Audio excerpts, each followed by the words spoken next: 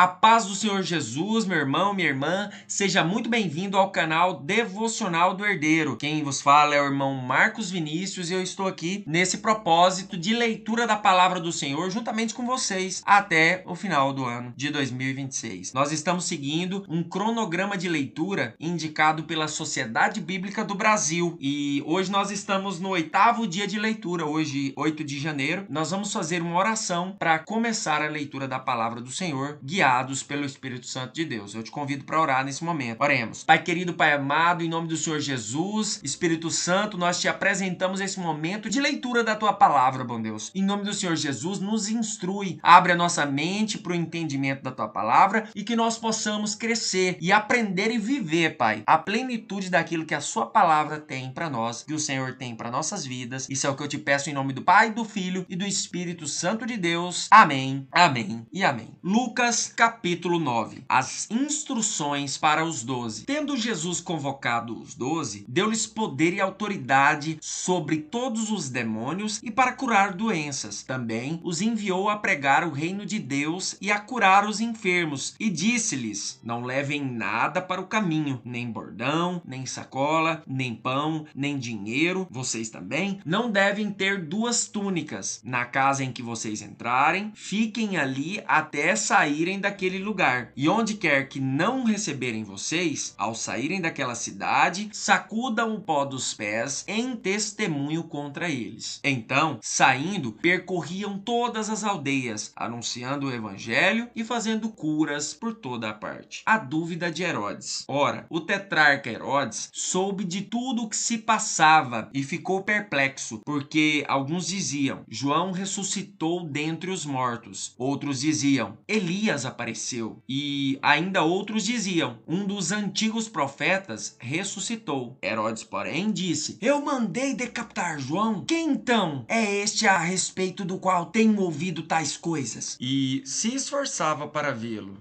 A primeira multiplicação de pães e peixes. Ao regressarem, os apóstolos relataram a Jesus tudo o que tinham feito. Ele, levando-os consigo, retirou-se à parte para uma cidade chamada Betsaida. Mas as multidões souberam disso e o seguiram. Acolhendo-as, Jesus lhes falava a respeito do reino de Deus e socorria os que tinham necessidade de cura. Mas o dia estava chegando ao fim. Então, os 12 se aproximaram de Jesus e disseram: despeça a multidão, para que, indo às aldeias e campos ao redor, se hospedem e encontrem alimento, pois estamos aqui em um lugar deserto. Jesus, porém, lhes disse: deem vocês mesmos de comer a eles. Os discípulos responderam: não temos mais do que 5 pães e 2 peixes, a não ser que nós mesmos vamos e compremos comida para todo esse povo, pois estavam ali cerca de 5.000 homens. Então,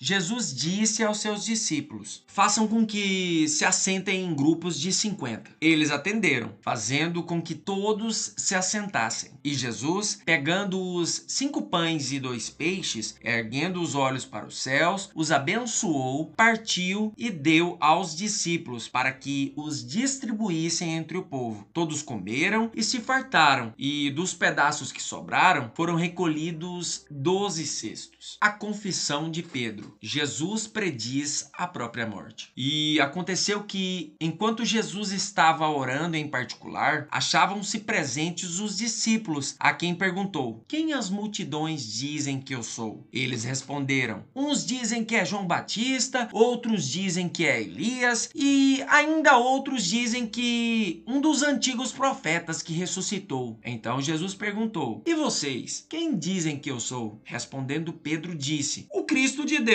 Jesus, porém, advertindo-os, mandou que ninguém declarasse tal coisa, dizendo: é necessário que o Filho do Homem sofra muitas coisas, seja rejeitado pelos anciões, pelos principais sacerdotes e pelos escribas, seja morto e no terceiro dia ressuscite.